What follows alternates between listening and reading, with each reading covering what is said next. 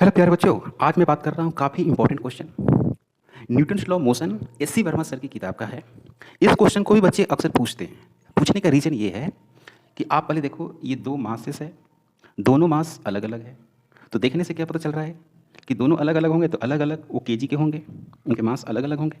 तो क्या करेगा कि ये ऊपर नीचे जा सकता है, कोई ऊपर जाएगा कोई नीचे जाएगा, वो मास पे डिपेंड करता है। इसमें सवाल ये है कि इसमें एक फोर्स लगा हुआ है, इसमें भी और इसमें भी। इस फोर्स को देखकर बच्चे थोड़ा सा अपने आप को कमज़ोर मानने लगते हैं, और क्वेश्चन में भी कुछ ऐसा लैंग्वेज है जिसकी वजह से वो मानते हैं कि ये कठिन है, पर ये कठिन नहीं है। In the following figure m1 equal to 5 kg और m2 equal to 2 kg and f equal to 1 newton. तो m1 5 kg है तो ये नीचे जाएगा, और ये हल्का है तो ये ऊपर जाएगा, ये 2 kg का। ये तो कहता हो गई, जितना स्टेशन से ये जाएगा उतना ही स्टेशन से ये जाएगा, ये भी तय हो गया। ये मालूम हो गई? ओके। यहाँ पे m1 इक्वल टू 5 kg है और m2 इक्वल टू 2 kg ये दिया हुआ है, और f इक्वल टू 1 न्यूटन दिया हुआ है। m1 5 kg, m2 2 kg और f इक्वल टू 1 न्यूटन। तो कह रहा है इसमें कि find the acceleration of either block, मतलब किसी एक ब्लॉक का एक्सेलरेशन निकालो। किसी का भी निकालिएगा तो आंसर तो सेम ही आएगी।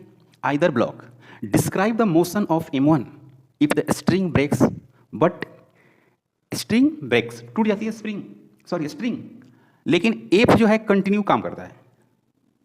रस्सी टूट भी जाएगी तो ब्लॉक गिरेगा, ब्लॉक तो गिरेगा, तो उसमें लगातार क्या कर रहा है, लगातार उसमें फोर्स एक्ट कर रही है। तो ये पूछा क्या है, एक्सेलरेशन पूछा है। तो एक्सेलरेशन पूछा है तो दो कंडीशन हो गई यहाँ पर, एक बार रस्सी टूट जाएगी, एक बार रस्सी नहीं टूटेगी। तो दोनों कंडीशन में आप एक्सेलरेशन देखोगे ना तो कुछ इस तरह से होगा। पहले तो आप m1 बनाओ, m1 का डायग्राम बनाओ। m1 का डायग्राम का मतलब होता है कि m1 पे कितने फोर्स लग रहे हैं वो डायग्राम बनाना है। m1 का डायग्राम मतलब कि फोर्स डायग्राम। तो m1 पर टेंशन कहाँ लगेगी, ऊपर, ये रस्सी है, इसमें टेंशन T और इसमें भी टेंशन क्या लगेगी, T लगेगी। तो यहाँ पर टेंशन लग गई T, और ये क्या हो गई, ये हो गई m1 G, ये हो गई m1 इससे T इससे m1 G। अब ये कहाँ आएगी, नीचे। तो आप क्या लिखते हो, आप लिखते हो net force equal to m1 into a. तो नेट फोर्स का मतलब यहाँ पर क्या लिखेंगे, m1 G, और सॉरी इधर F भी लगा, F भी लगा है, तो m1 G अब plus F minus T equal to m1 into a. एक इक्वेशन हो गया। एफ नेट फोर्स मतलब ज़्यादा फोर्स में से कम वाली फोर्स घटाएंगे। तो ये जो ज़्यादा वाली फोर्स इसकी डायरेक्शन नीचे है और इसकी डायरेक्शन ऊपर है, तो ज़्यादा फोर्स में से कम फोर्स वाली घटाएंगे तो नेट मिल जाएगा। सही बोल रहा हूँ? ठीक। अब आप बनाओ किसका, m2 का। तो m2 का बनाओगे तो क्या मिलेगा, m2 में देखो m2G नीचे लग रहा है, और कौन लग रहा है, F लग रहा है, और टेंशन कहाँ लग रही है, ऊपर। ये जा कहाँ रही है, ऊपर, तो ज़्यादा फोर्स कौन हुआ, टेंशन। तो फिर लिखेंगे F net is equal to m2 into a. तो यहाँ पर क्या होगा, T minus F minus m2G। चूँकि टेंशन ज़्यादा है और ये कम है दोनों, तो दोनों को मैंने घटा दिया, और यहाँ पर क्या लिखेंगे m2 इंटू ए।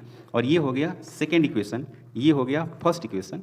और फर्स्ट को और सेकेंड से अगर आप ऐड करेंगे तो क्या मिलेगा, फर्स्ट से सेकेंड को ऐड करेंगे तो देखो भाई, ये F माइनस में है और यहाँ पर F प्लस में है, यहाँ पर T प्लस में है और यहाँ T माइनस में, कैंसिल हो जाएगा। लेफ्ट साइड वाला ये दो रहा और राइट साइड वाला इधर रहा। तो इन दोनों को जोड़ने के बाद जो आपको मिलता है वो कुछ इस तरह से मिलेगा, m1G और यहाँ पर क्या होगा, m2G is equal to m1A plus m2A। अब यहाँ से A निकालना है तो क्या हो जाएगा बताओ, इसमें से G कॉमन लोगे तो क्या मिलेगा, m1 minus m2 into G और डिवाइड बटे m1 प्लस m2। अब ये नहीं कहना कि ये तो सोल्व कैसे होगा, भाई बेसिक है। अब इसको पुट करो वैल्यू, तो A इज इक्वल टू, इसमें रखेंगे 5 माइनस 2, हाँ, डिवाइड बटे 5 प्लस 2 इंटू G। तो ये हो जाएगा, ये कितना होगा, 3G डिवाइड बटे 7 इज इक्वल टू A। पहला कंडीशन है जब T 0 नहीं है तब। अब है कि व्हेन स्ट्रिंग ब्रेक्स, ध्यान देना भाई, important line, when string breaks, मतलब कि रस्सी जो है वो टूट गई। तो रस्सी जब टूटेगी तो बताओ क्या होगी, टेंशन को क्या करना होगा, जीरो करना होगा। भाई रस्सी जब टूट जाएगी तो टेंशन क्या हो जाएगा, जीरो हो जाएगा। आप देखो, अब क्या करो, फर्स्ट में या सेकंड में किसी में पुट करो। तो फ्रॉम फर्स्ट देखो, फ्रॉम फर्स्ट लिखो फर्स्ट का equation m1G plus F, m1G plus F minus zero is equal to M1 into a. तो क्या लिखा होगा प्यारे बच्चों, M1G plus F is equal to M1 into a. अब बताओ क्या होगी, A इक्वल टू दोनों तरफ M1 से डिवाइड करते हैं, तो क्या लिखेंगे M1G डिवाइड बटे M1 प्लस एफ डिवाइड बटे M1, तो ये और ये कैंसिल, तो A is equal to G plus 1 divide बटे 5, क्या होगा ये G प्लस 0.2। अब जब हम लोग तैयारी करते थे तो सवाल जब नहीं बन सकता था तो किताब के पीछे आंसर देखते थे, और जब आंसर देखते थे तो अच्छा नहीं लगता था, A is equal to G plus 0.2। तो मैं सोचता था कि यार ये मुझसे बन ही नहीं सकता है, क्योंकि ऐसा आंसर मैं कैसे ला सकता हूँ, जबकि M1 M2 और F वगैरह दिया हुआ है, तो मैं कैसे लाऊंगा ऐसे आंसर। तो इस तरह से सोचता था, तो मैं भी इस क्वेश्चन को समझता था कि यार ये बहुत कठिन क्वेश्चन है। मैं जब पढ़ता था तो मैं सोचता था, मैं जब पढ़ता था तो ये सब नहीं हुआ करता था, ज़्यादा मटेरियल नहीं हुआ करती थी, यही किताब होती थी, हेलिडी रेसनिक होती थी और S.C. वर्मा सर की किताब होती थी, जब हम लोग 2006-07 में तैयारी करते थे। वैसे 2005 से ही तैयारी करने लगे, 2005, 6, 7 ऐसे हम लोग तैयारी करते थे। तो ये जो क्वेश्चन जब देखते थे तो हम लोग को भी बहुत कठिन लगती थी, लेकिन आप देखो कठिन नहीं है, बहुत सिंपल क्वेश्चन है। इसको हम लोग पुली मास सिस्टम बोलते हैं। डिटेल से जब हम लोग पढ़ेंगे हर चैप्टर को तो आपको कंसेप्ट में ये क्लियर आ जाएगी।